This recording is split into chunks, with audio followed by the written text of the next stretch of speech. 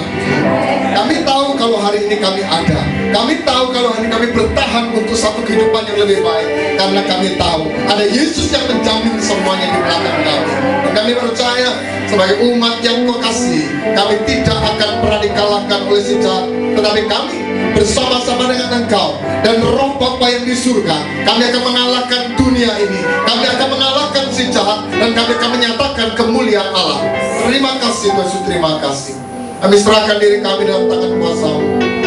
Allah yang baik, kami percaya pada pagi hari ini Kau turunkan buat setiap kami roh hikmat, pewahyuan dan pengertian buat setiap kami. Kami tahu ada hal yang baik yang Tuhan mau sampaikan buat kami, untuk kami hidupi, untuk kami jalani, dan itu mempermuliakan Engkau. Terima kasih Tuhan Yesus, terima kasih. Di dalam nama Tuhan Yesus kami berdoa dan kami mengucap syukur. Haleluya, haleluya, haleluya. Bersama-sama katakan amin. Tepuk tangan buat Tuhan Yesus. Haleluya, haleluya, haleluya. Selamat pagi semuanya. Amin. Semua diberkati. Pasti, pasti. Haleluya. Saudara kasih dalam Tuhan Yesus, ada sesuatu yang luar biasa pagi hari ini Tuhan mau berikan buat setiap kita. Saya percaya firman Tuhan ini kalau saudara membaca atau saudara mendengarkan, mungkin saudara akan berkata, iya, sering dikhotbahkan. Suatu saat Tuhan berikan satu pengertian yang luar biasa, dan ini akan menjadi bekal kita.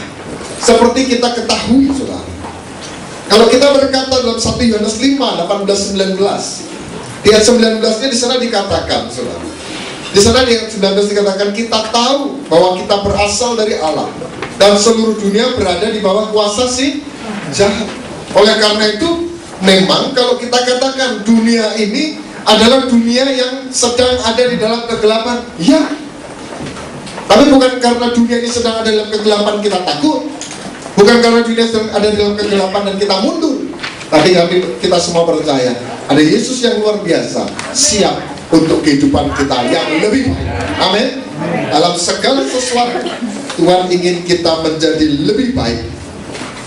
Kalau kita melihat saudara dari kehidupan Tuhan Yesus sendiri, kalau satu saat Rasul Paulus menulis kepada jemaat di Filipi, dia menggambarkan saudara kehidupan Yesus. Di sana dikatakan kamu harus ikut pikiran dan perasaannya Yesus. Kamu harus belajar mengerti pikiran dan perasaannya Yesus. Apa itu? Dia sangat rendah hati. Di sana dikatakan, walaupun dalam rupa Allah, di dalam keilahiannya dia tidak pernah menganggap kesetaraannya dengan Allah itu sebagai milik yang harus dipertahankan. Tapi bahkan dikatakan, ia mengosongkan dirinya menjadi sama seperti manusia. Oleh karena hampir semua rasa sakit secara jasmani maupun secara perasaan Yesus alami semua. Kenapa? Karena dia manusia. Karena dia juga menjadi manusia utuh. Dia mengambil rupa seorang hamba. Dia mengambil rupa seorang hamba menjadi sama dengan manusia. Artinya apa? Dia tidak bisa berkata, anakku percayalah, aku menyertai kamu. Anakku percayalah, ini tidak akan lama. Anakku percayalah, tidak akan sakit buat kamu. Kita akan berkata, ya Tuhan enak. Tuhan gak pernah jadi manusia. Tuhan hanya sebagai Tuhan yang tinggal di sana. Tuhan lihat semuanya seolah-olah gampang. Kita tidak bisa berkata seperti itu. Kenapa? Karena Yesus pada saat dia menjadi manusia, dia mengalami apapun yang saudara alami. Amin saudara. Rasa sakit, dia mengalami rasa yang menderita, dia mengalami keadaan yang miskin, dia mengalami pada saat dia sedang dalam keadaan tidak punya harta, tidak punya apa-apa, dia mengalami pada saat dia difitnah orang, dia mengalami pada saat dia dihina, diludahi orang. Dia tahu itu semuanya. Oleh karena itu, di situ dia ingin menunjukkan kalau engkau adalah manusia yang di dalamnya adalah ada roh Allah, engkau akan aku mampukan tiap dia ingin. Amin saudara. Saudara yang kasih dalam Tuhan Yesus, di sana digambarkan saudara. Bahkan dikatakan dalam rupa seorang manusia itu dia merendahkan dirinya sampai mati. Dalam keadaan kita direndahkan, mungkin kita nggak sampai mati saudara hari ini. Tetapi Yesus mengalami, dia direndahkan, diludahi, difitnah, dihancurkan sampai dia mati di kayu salib. Pada saat itu Rasul Paulus menuliskan bahkan sampai mati di kayu salib. Kenapa ada kata-kata bahkan? Karena kenapa? Pada saat berbicara kayu salib, itu berbicara satu yang namanya kutuk. Seolah-olah Yesus bukan hanya mati sebagai orang yang mati karena sakit atau mati karena dibunuh. Seolah-olah Yesus, dunia ingin menunjukkan, lihat itu orang terkutuk. Yesus alami jadi kutuk, seakan-akan seperti itu, tapi dia tidak pernah terkutuk. Amin. Dia bangkit dari itu semuanya, ingin menyatakan bahwa kuasa Allah lebih dari segala kutuk yang manusia, yang dunia ini berikan. Amin. Saya percaya kita semua lihat Yesus pada saat dia ada di dunia ini digambarkan seperti seekor domba. Dia seorang diri, ada di komunitas atau kawanan serigala. Oleh karena itu pada saat di dalam Matius pasal yang ke-10 ayat 15, ayat 16, dia bisa ngomong. Mari kita akan baca bersama-sama Matius pasal yang ke-10 ayat yang ke-16 dengan gambaran di Filipi tadi. Di situ kita lihat Yesus betul-betul yang seolah-olah seperti domba di tengah-tengah serigala. Bahkan dia sampai mati, saudara. Tetapi dia ingin menyatakan, aku mati supaya kamu dapat hidup. Amin. Aku mati supaya kamu tidak perlu mati menghadapi ini semuanya. Nah, dalam Matius 10 yang ke-16, di sana dikatakan, kita akan membaca ayat ini bersama-sama. Haleluya. Sudah dapat semua? Matius 10 ayat 16. 1, 2, 3. Lihat, aku mengutus kamu seperti domba ke tengah-tengah serigala. Sebab itu hendaklah kamu cerdik seperti ular dan tulus seperti merpati. Amin. Ini luar biasa. Ini luar biasa.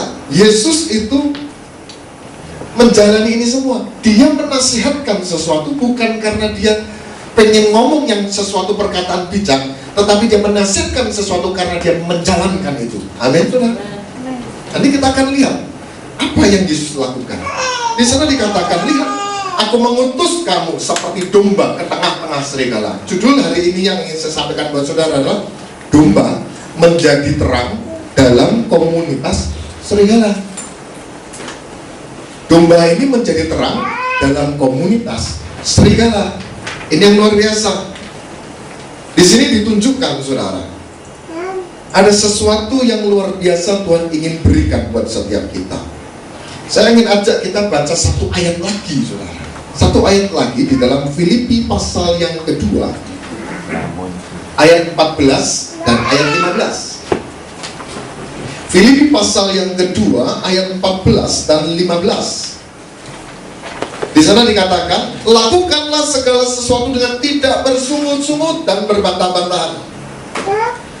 Tujuannya supaya kamu tiada beraib dan tiada bernoda sebagai anak-anak Allah yang tidak bercela di tengah-tengah angkatan yang bengkok hatinya dan yang sesat ini, sehingga akhirnya di tengah komunitas yang seperti itu kamu bercahaya di antara mereka seperti bintang-bintang di dunia ini. Amin. Inilah domba ditaruh di tengah komunitas serigala. Bukan cuma aduh ketakutan, aduh nanti kalau aku dimakan gimana, pokoknya aku harus bertahan hidup aja lah, itu aku bisa hidup, itu sudah baik. Orang berpikir seperti itu, saudara. Tetapi tidak. Yang Tuhan inginkan pada saat engkau ada di tengah-tengah dunia yang dikatakan dalam 1 Yohanes pasal 5 tadi adalah dunia yang di bawah kuasa si jahat. Ternyata dunia yang di bawah kuasa si jahat ini adalah orang-orang di sekeliling kita ini. Seringkali orang-orang yang dikendalikan oleh kegelapan. Mereka memang bukan tidak dirasuki, saudara. Memang tidak dirasuki oleh setan, tidak semuanya.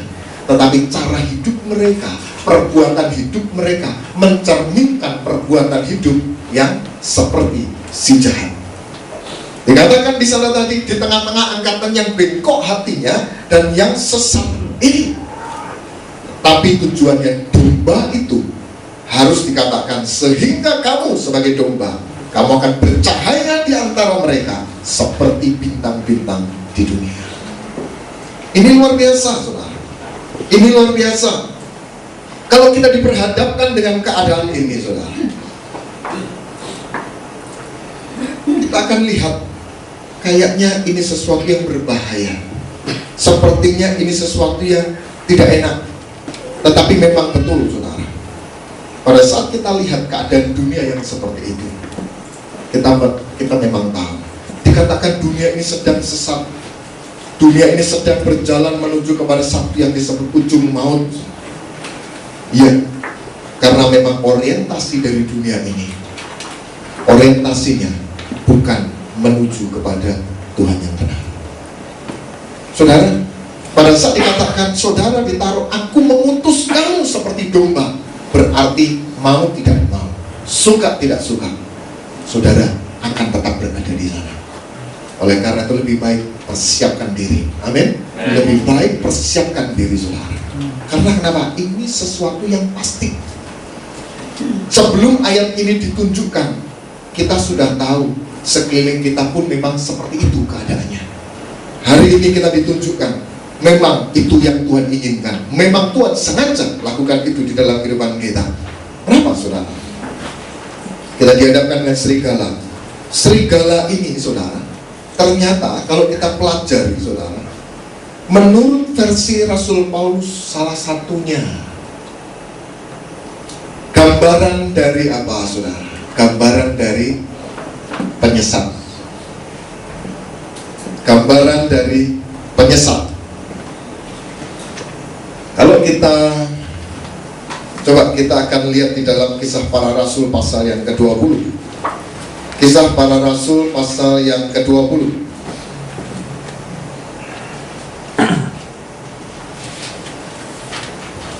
Ayat yang ke-28 dan 29. Pada saat itu, seperti yang saya sampaikan hari Kamis kemarin, Rasul Paulus mengundang para penatua kota Efesus untuk datang ke Miletus untuk perpisahan, saudara, karena Rasul Paulus hendak berangkat ke Yerusalem. Yang terjadi apa, saudara? Dia menasihatkan di ayat 28. Karena itu, jagalah dirimu dan jagalah seluruh kawanan, karena kamulah, hai para penatua, yang ditetapkan Roh Kudus menjadi penilik untuk menggembalakan jemaat Allah yang diperolehnya dengan darahnya sendiri. Aku tahu bahwa sesudah aku pergi, serigala-serigala yang ganas akan masuk ke tengah-tengah kamu dan tidak akan menyayangkan kawanan itu, atau kawanan domba-domba Allah yang tadi yang diperoleh dengan darahnya. Bahkan ayat 30, bahkan dari antara kamu sendiri akan muncul beberapa orang yang dengan ajaran palsu mereka berusaha menarik murid-murid dari jalan yang benar dan supaya mengikut mereka. Perhatikan, bukan masalah penyesat dan ajaran sesat dan orang sesat ini, saudara, tetapi yang dilakukan apa? Tujuan dari dunia ini hendak menyesatkan kita adalah apa? Menarik kita dari jalan yang benar dan mengikut mereka menuju kepada jalan yang salah. Apa sih artinya sesat atau tersesat? Apa sih artinya menyesatkan? Apa sih artinya disesatkan? Artinya apa? Kita berangkat dari awal yang sama. Saudara ya? Berangkat dari awal yang sama, tetapi berujung atau berakhir di ujung yang berbeda. Berangkat dari awal yang sama, kita bersyukur, terima kasih, oh luar biasa indah. Sambil berjalan kita mulai menyadari kok beda ya, lama-lama kok rasanya beda. Lama-lama rasanya kok tidak baik. Lama-lama rasanya kok kita tidak dibawa menuju kepada Tuhan yang benar. Kita dibawa ke arah mana ini? Namanya menyesatkan, saudara. Yang terjadi apa, saudara? Yang terjadi adalah memang betul itu yang ditunjukkan di sini, saudara. Kalau kita belajar lebih lanjut lagi, di dalam zaman yang sama itu, bagaimana cara orang disesatkan? Berawal dari yang sama. Ada orang-orang dari antaramu, gitu kan, dikatakan seperti itu. Apa yang terjadi? Mereka memulai dengan sesuatu yang baik, memulai sesuatu yang benar, memulai dengan sesuatu yang luar biasa, memulai dengan sesuatu yang alkitabiah. Tapi akhirnya, di dalam ujung perjalanan mereka, ayat ini dikatakan apa? Akhirnya mereka berusaha menarik dari jalan yang sudah benar tadi, yang diajarkan di bagian awal, berusaha ditarik untuk mengikut mereka. Tidak lagi mengikut kehendak Tuhan, tapi mengikut mereka. Salah satu yang paling banyak terjadi pada zaman Rasul Paulus memimpin beberapa jemaat Tuhan di Perjanjian Baru, apa yang terjadi? Dosa yang paling berbahaya ditunjukkan pada saat itu adalah dosa bersilat kata. Dijelaskan panjang lebar di surat kepada Timotius. Ini loh, bersilat kata itu kayak gini, perbuatannya seperti ini, hasilnya nantinya jadi seperti ini, hancur-hancuran semuanya. Dikatakan apa? Dosa yang selanjutnya yang paling marak pada saat itu apa? Yang paling marak adalah orang-orang orientasinya dibawa kepada cinta uang. Mulai kelihatan hal-hal yang materialistik. Tunjukkan ini loh tujuanmu, ini targetmu. Kalau kamu menjadi patokan orang yang diberkati, patokan orang yang begini, ini harusnya yang begini ini, gitu kan. Jadi semuanya akhirnya lari ke sana semua. Terus dalam Timotius pula ditunjukkan apa? Mencintai dirinya sendiri. Jadi lewat 3 model dosa ini, kalau digambarkan, ini akhirnya merangkum hampir semua dosa yang lain. Saudara kasih dalam Tuhan Yesus, dari sini ditunjukkan komunitas serigala ini berbahaya. Tapi Tuhan Yesus sengaja taruh saudara di sana. Bukankah saudara alami itu di dalam pekerjaan saudara? Bukankah saudara alami itu pada saat saudara ada di dalam perkuliahan, ada di kampus, ada di sekolah? Kita lihat orang-orang yang kelihatannya baik, kelihatannya indah, kelihatannya kalem, kelihatannya luar biasa, ternyata buntutnya jelek banget. Dan pada saat kita ngikuti, tiba-tiba kita sudah mentok, wah ya terlanjur ya, kita ikut sekalian. Seakan-akan seperti itu keadaannya. Itulah dunia di sekeliling kita yang Tuhan inginkan. Domba.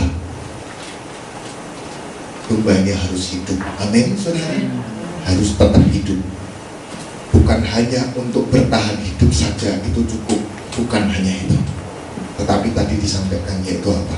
Supaya kamu bercahaya di antara mereka seperti bintang-bintang. Saudara sebagai domba, serigala itu lapar atau tidak lapar? Kalau lihat ada domba nganggur, saudara, sudah tidak pikir lapar atau tidak, sikat di serbu, saudara. Tetapi saudara sebagai domba harus bisa menjadi pengaruh. Yang tadinya serigala itu melihat saudara sebagai satu buruan, sebagai satu mangsa. Tiba-tiba pada saat saudara sebagai domba berinteraksi dengan serigala-serigala itu, serigala-serigala itu akan punya persepsi yang berbeda terhadap saudara. Sehingga akhirnya mereka berpikir, kalau ini mah bukan mangsa, ini mah bukan buruan. Tapi gimana bisa sampai seperti itu? Yesus menunjukkan ayat yang bagus tadi di sana, dikatakan, kamu di tengah-tengah serigala, sebab itu hendaklah kamu cerdik seperti ular dan tulus seperti merpati. Banyak orang pada saat berpikir tentang cerdik seperti ular, pikirannya, konotasinya selalu negatif. Benar ya saudara ya? Benar. Saya pun juga seperti itu sampai pada saat saya merenungkan ayat ini, ini terus aku mau bahas apa? Tapi tiba-tiba ada pengertian yang menarik sekali, saudara. Cerdik seperti ular, saudara. Memiliki sifat cerdiknya ular. Itu ternyata kosakata yang dipakai Yesus tentang cerdiknya ular. Itu tidak seperti kosakata yang dipakai di dalam Kejadian pasal 3 yang pertama. Persis ayatnya. Yang tadi dikatakan hendaklah kamu cerdik seperti ular. Dan di dalam Kejadian 3 ayat yang pertama ditunjukkan apa? Di sana ditunjukkan tentang ular, saudara. Yaitu apa? Adapun ular ialah yang paling cerdik dari segala binatang di darat yang dijadikan Tuhan. Kok sama ya katanya cerdik, tetapi kosakatanya beda. Kosakata yang dipakai pada saat berkata cerdik di dalam Kejadian 3 ayat yang pertama disebutkan kosakata Ibrani-nya adalah aurum. Aurum itu artinya apa? Licik. Artinya adalah licik. Biasanya di dalam makna yang jelek. Betul, di dalam catatan itu ada tanda kurungnya, di sana dikatakan aurum itu licik, biasanya dalam makna yang jelek. Tetapi ada satu transformasi yang Tuhan buat terhadap si ular ini. Karena kejahatannya, dia menipu Hawa dan menjatuhkan manusia ke dalam dosa. Memang seperti kita tahu, si ularnya akhirnya dikutuk, saudara. Saya tidak tahu ular itu dulu apakah punya kaki, tapi menurut saya mungkin ada kakinya, gitu kan, saudara. Yang tadinya dia seperti itu, tiba-tiba Tuhan ngomong, mulai hari ini kamu akan berjalan merayap dengan perutmu.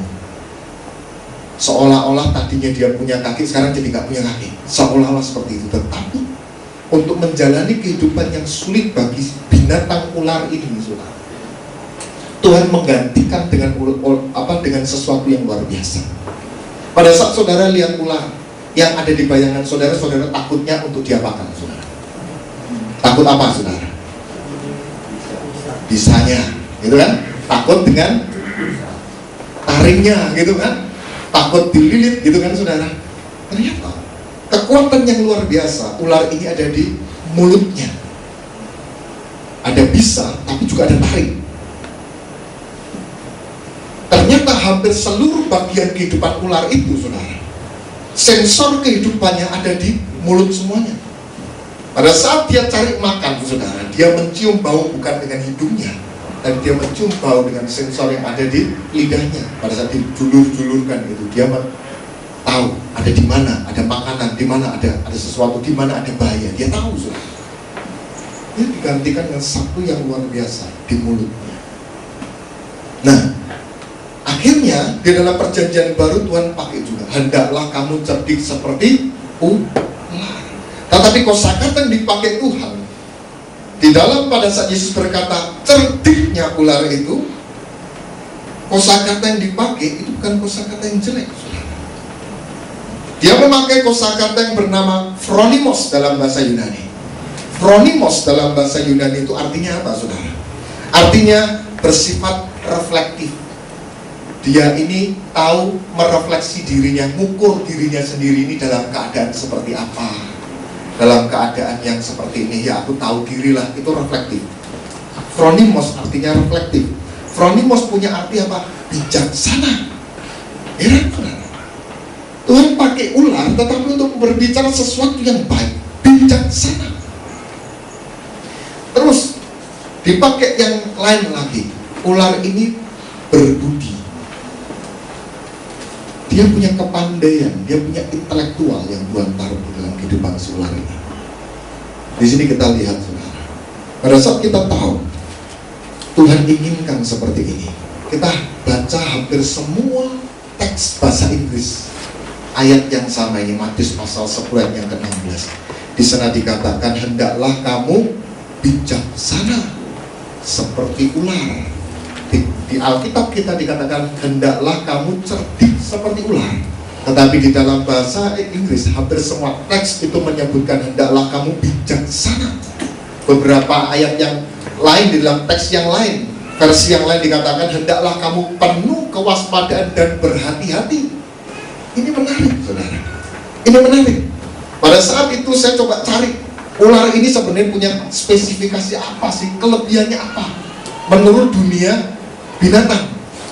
Ternyata kebijaksanaan ular ini sampai Yesus sendiri yang bilang, kamu hendaklah kamu bijaksana seperti ular.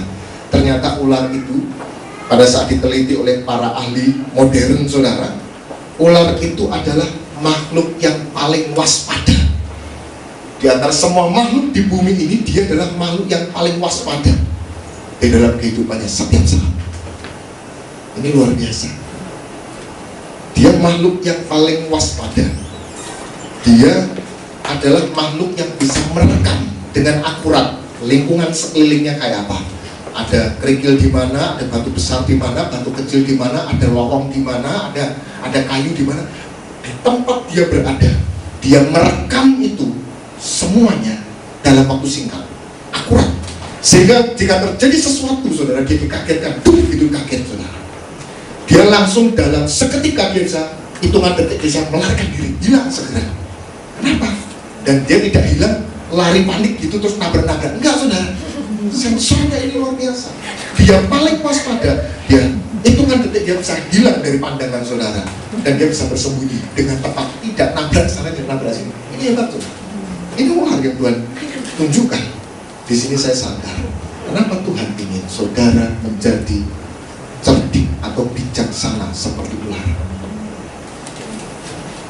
Hiduplah dengan penuh kewaspadaan. Dunia ini jahat. Waspada, bukan waspada dengan hal-hal yang jahat saja, tetapi kau waspada. Ada perkara-perkara yang harus kau ambil keputusan singkat dan segera pada saat terjadi sesuatu.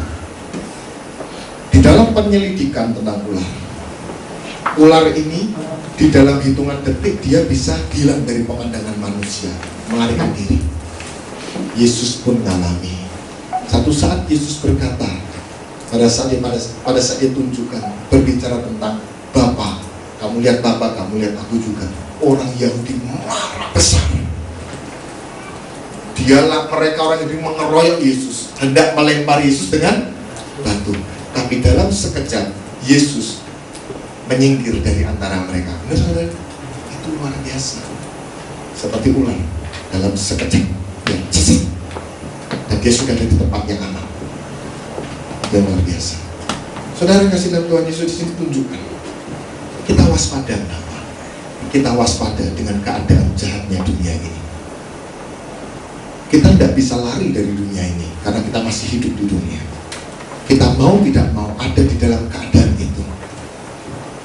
Ular itu dikatakan jahat karena dia seakan-akan dia kok memangsa kelinci, kok dia memakan tikus. Kan kasihan bayangan kita, karena memang itu makanannya, bukan karena dia jahat, saudara. Seperti domba makan rumput, apakah kita kasihan dengan rumputnya? Karena memang itu makanan dari si domba. Demikian pula kita makan kambing, daging kambing, saudara. Ya seperti itu. Jadi kita tidak bisa ngomong ular itu jahat, enggak. Pada saat dia sampai dalam keadaan terdesak, dia sudah lari, dia ngumpet atau terus bersembunyi di ujung, saudara. Dia nggak bisa kemana-mana lagi. Kita sodok-sodok dengan kayu, baru dia melawan kita. Karena apa? Dia membela diri. Tapi secara normal, ular itu reflektif. Dia tahu siapa dirinya. Aku ini kecil, nggak punya kekuatan apa-apa. Kalau ada apa-apa lebih baik aku lari. Tidak dengan sengaja dia, ular yang kecil memangsa buruan yang besar. Itu tidak ada, saudara. Serigala ada. Dia memangsa buruan yang lebih besar karena dia keroyokan. Banyak serigala. Tapi ular tidak. Dia akan memangsa yang pas dengan tubuhnya. Dia reflektif. Sedemikian pula kita. Kewaspadaan yang ingin Tuhan berikan buat kita adalah apa? Belajar kita refleksi diri kita. Kita tahu diri kekuatan kita di mana, kelemahan kita di mana. Kita tahu bagaimana kita ada di dalam satu lingkungan.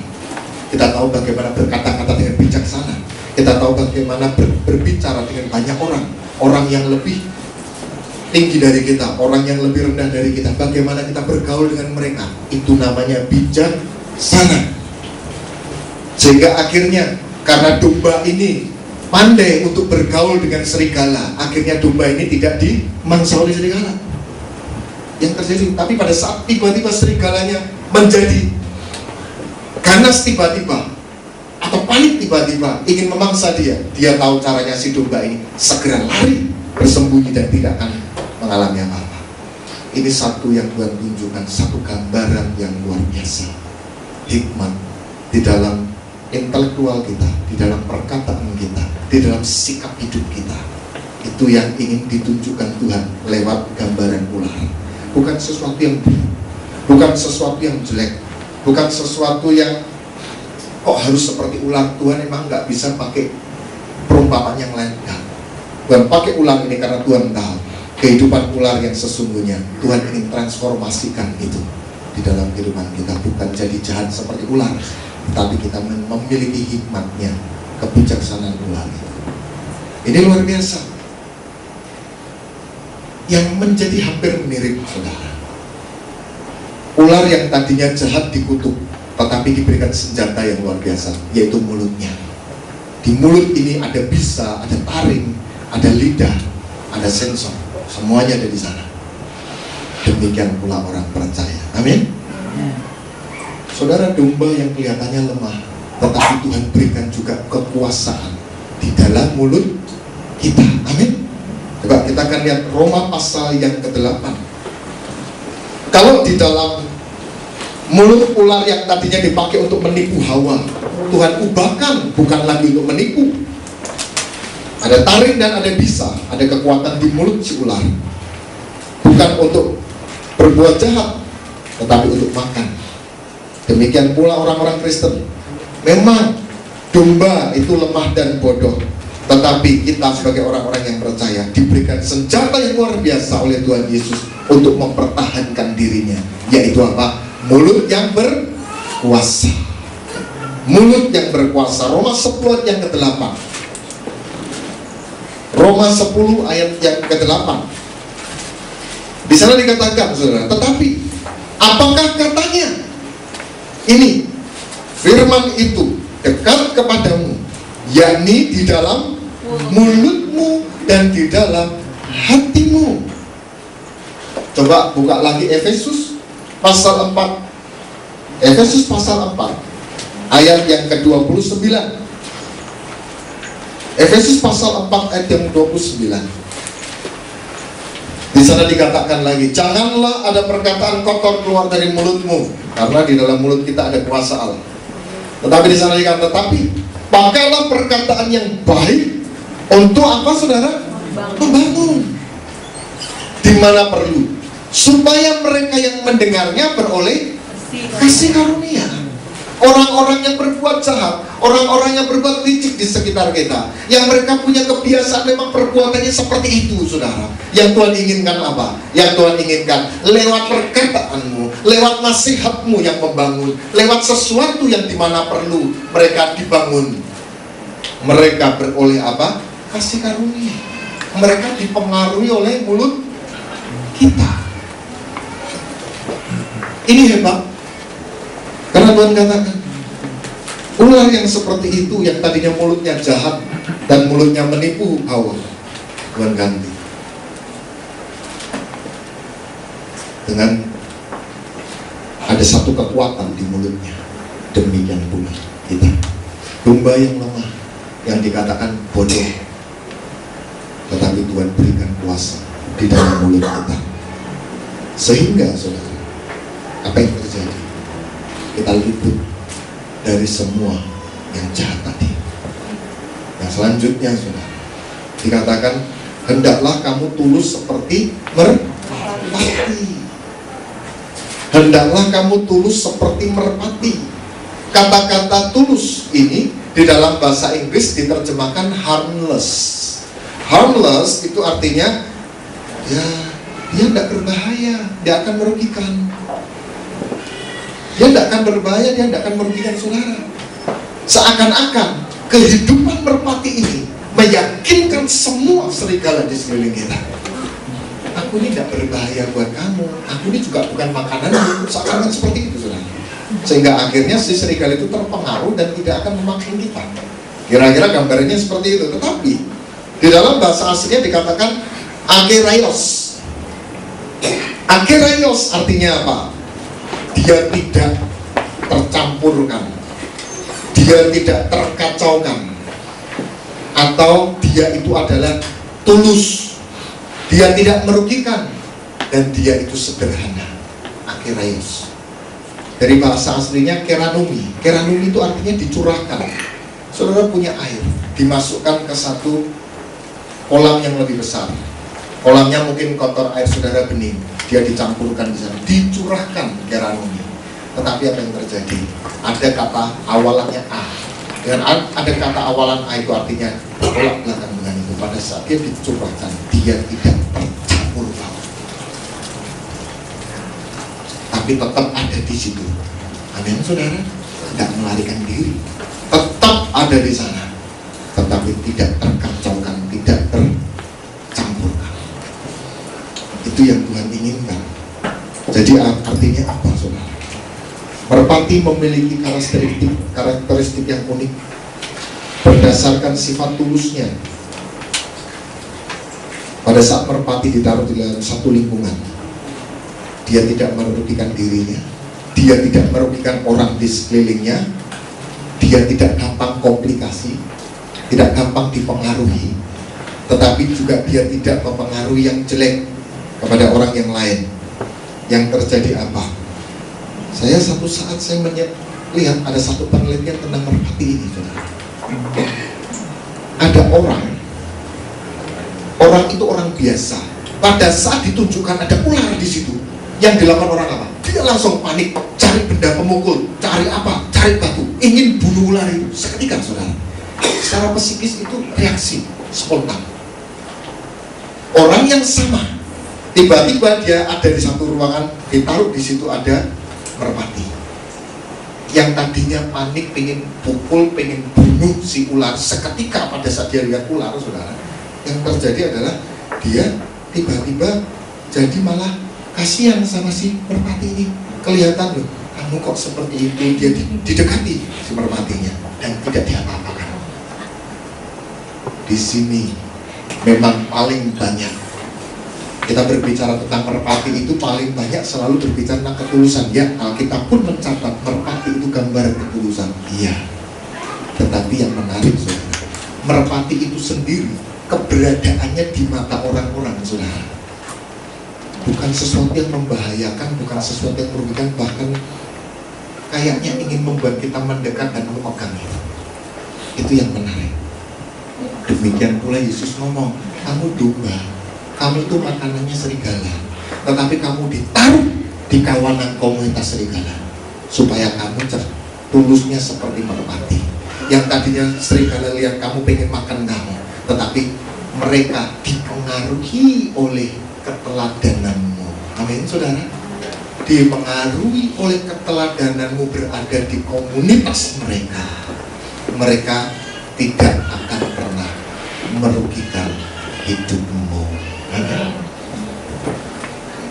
Kamu pun tidak akan terkomplikasi tiba-tiba merpatinya jadi ikut-ikutan jahat seperti serigala supaya aku tidak dimangsa, aku jadi kawannya serigala aja. Merpati tidak seperti itu. Kata-kata akeraios artinya dia tidak mudah mengalami komplikasi, tidak gampang dipengaruhi. Ini yang luar biasa. Merpati tetap menjadi merpati, dan dia memberikan pengaruh kepada para serigala itu. Seakan-akan aku ini bukan makananmu, kamu tidak pantas untuk bunuh saya. Seakan-akan seperti itu. Artinya apa? Merpati ini secara psikis, secara kehidupan, dia memberikan pengaruh kepada serigala. Bukan serigala berbulu domba, tetapi akhirnya serigala itu berhati seperti domba. Yang luar biasa. Tuhan selalu menginginkan transformasi. Amin. Tuhan selalu menginginkan perubahan. Pada saat kita tetap menjadi domba yang kolot, kita ada di dalam lingkungan yang buruk, aku tetap maunya seperti ini, tetap bodoh dan tetap lemah. Akhirnya yang terjadi apa? Itu membahayakan dirinya sendiri. Benar, saudara? Membangun reaksi dari para serigala untuk menghancurkan dia. Tetapi yang Tuhan inginkan, Roma pasal yang ke-12, Roma pasal yang ke-12 ayat yang kedua. Yang Tuhan inginkan, merpati itu tidak komplikasi. Roma pasal 12 ayat yang kedua. Janganlah kamu menjadi serupa dengan dunia ini, atau janganlah kamu menjadi serupa dengan kegelapan dunia, atau serupa dengan komunitas serigala ini. Tetapi yang Tuhan inginkan, berubahlah oleh pembaharuan budimu, sehingga kamu dapat membedakan manakah kehendak Allah, apa yang baik, apa yang berkenan kepada Allah, dan yang sempurna. Yang Tuhan inginkan, pada saat engkau tahu apa yang baik, yang berkenan kepada Allah, dan yang sempurna bagi Allah, yang terjadi apa? Yang terjadi, kau dapatkan semua janji Tuhan di dalam hidupmu semasa kau hidup. Amin. Kau usah tunggu nanti mati. Di bumi ini kau akan lihat, kau akan menikmati segala yang Tuhan janjikan. Karena kenapa? Karena kita mau berubah oleh pembaharuan budi. Kata-kata berubah itu dari kata-kata yang persis seperti yang saudara pernah dengar, yaitu metamorfosa. Pada saat saudara belum pernah tahu asal kupu-kupu, saya percaya saudara tidak akan percaya kupu-kupu yang indah itu. Tiba-tiba kamu mau tahu kupu-kupu indah ini asalnya apa? Pada saat tunjukkan, ini loh ulat. Saudara akan berkata, mungkin pada saat kita belum tahu hal ini, gak percaya. Benar saudara? Ulat bulu yang membuat orang gatal, buat orang jijik. Lihat itu aja langsung pengennya ambil sandal, pukul langsung. Benar saudara? Tapi pada saat kau lihat kupu-kupu, apa kau punya keinginan memukul? Pada saat kau lihat kupu-kupu, kau tidak pernah membayangkan masa lalu kupu-kupu itu ternyata menjijikkan manusia. Tuhan ingin pada saat orang melihat engkau sebagai merpati yang tulus, orang tidak akan pernah percaya kalau mungkin saudara seperti domba yang bodoh dan lemah. Itu yang Tuhan inginkan, berubah. Orang tidak pernah bisa mengidentifikasi lagi asalmu itu seperti apa, tetapi orang akan percaya kehidupan yang luar biasa. Amin. Ini satu pelajaran buat setiap kita. Akhirnya saudara, singkat cerita, domba ini ditaruh di dalam komunitas serigala. Domba ini tetap hidup. Amin. Tetap hidup. Karena kenapa? Dia cerdik dan dia punya kuasa di dalam perkataannya. Domba ini ada di tengah serigala dan dia tidak pernah dibunuh selama-lamanya. Kenapa? Karena dia punya ketulusan yang menjadi teladan seperti seekor merpati. Hari ini saudara, kalau kita tetap berpikir, enggak, aku tetap mau jadi domba, itu terserah. Domba itu memang konotasi yang kurang baik, bodoh, lemah, tidak bisa berbuat apa-apa. Saya membaca pada saat domba itu tiba-tiba dia terguling, kakinya naik ke atas saudara. Hanya dalam tempo beberapa jam dia bisa mati, karena dia tidak pernah bisa mengembalikan posisi tubuhnya kembali untuk berdiri. Itulah lemah si domba. Kalau pada saat kita belajar, kita cerdik bagaimana kita mengukur kemampuan diri kita, kita menaikkan terus keterampilan kita, kita tahu diri, kita tahu berbuat yang baik, tahu bertindak yang benar, seperti ular bijaksana. Kita punya kuasa yang kuat di mulut kita. Amin. Ada perkataan iman yang pada saat kau ucapkan, aku tetap hidup. Kenapa? Karena aku tahu akulah pemenang, bukan serigala yang jadi pemenang. Amin. Pada saat kau berbicara positif seperti itu, sesuai dengan iman, kuasa itu bekerja di dalam hidup saudara. Itu yang luar biasa. Pada saat kita hidup di tengah kawanan yang jahat luar biasa, kau tunjukkan ketulusan saudara, kau tunjukkan kesungguhanmu berubah. Orang juga tidak akan semena-mena atas kehidupan saudara. Bahkan mereka akan mungkin mengikut saudara. Ya udah kalau gitu, tolong kami diajarin. Itu yang luar biasa. Kalau kita membaca dari Matius pasal yang ke-16 tadi, kamu seperti domba yang aku terjunkan di tengah-tengah serigala, hendaklah kamu cerdik seperti ular dan tulus seperti merpati. Tujuannya Tuhan apa? Tujuannya Tuhan satu saat, kalau kita baca terus ke ayat yang di bawahnya 18-20, di sana dikatakan, karena aku, kamu akan digiring ke muka para penguasa-penguasa, ke muka raja-raja. Artinya apa? Karena kita menjadi domba-domba Kristus, mereka mungkin bahkan akan membenci kita. Tapi yang menarik, saudara, janganlah kamu khawatir, ada nasihat yang luar biasa. Bagaimana dan apa yang harus kamu katakan kalau kamu dihadapkan dengan mereka itu semua? Kamu mau ngomong apa? Tetapi Tuhan ngomong apa? Karena semuanya itu akan dikaruniakan kepadamu seketika itu juga. Dikatakan juga, ular punya perkataan yang benar, merpati punya kehidupan yang tulus. Sampai dikatakan, karena bukan kamu yang berkata-kata, melainkan roh Bapamu yang di surga. Dijelaskan bagus sekali, bukan roh kudus saja yang dijelaskan, tapi roh Bapa Bapamu yang di surga yang akan berkata-kata di dalam kamu. Amin. Kalau kita tidak pernah mau berubah, ya mungkin kita tidak akan pernah mengalami tuntunan semacam itu. Hari ini kita tidak bisa mengubah nasib kita. Aku nggak mau lagi tinggal di bangsa yang jahat ini. Aku mau pindah luar negeri. Di luar negeri tetap sama. Banyak orang jahat, banyak. Aku mau pindah ke planet lain. Kalau ada orang, nggak ada orang, saudara. Kita nggak jadi terang buat siapa-siapa. Tapi Tuhan tetap tahu kita di bumi ini. Kenapa? Kita nggak bisa kemana-mana. Untuk apa? Untuk kita jadi berkat.